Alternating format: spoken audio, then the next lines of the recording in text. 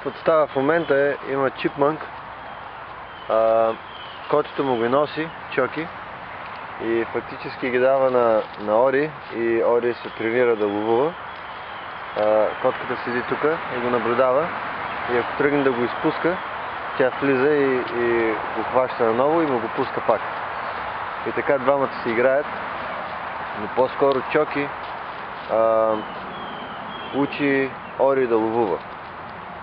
Носи му неща и един чипмънк бяха го разкъсали на може би 3-4 парчета и то в къщата, кървища и всичко и чистихме. Но с това се занимават. Напоследък поне 1-2-3 чипмънка са хванали последните 2-3 дена и с това по цял ден само това се занимават.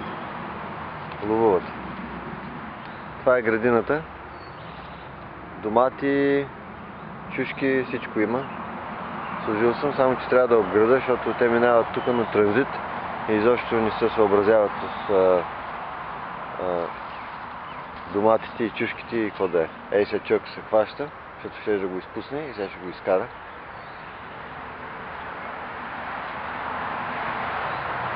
И ще му го даде. Ето го къде е. Тръгва чипмънка нагоре. Айде и двамата тръгнаха сега да се сгонат. Чоки го хвана. Устата му е.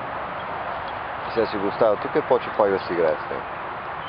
Но това е, че стана много дълъг и ще отнеме много време да го виждаш.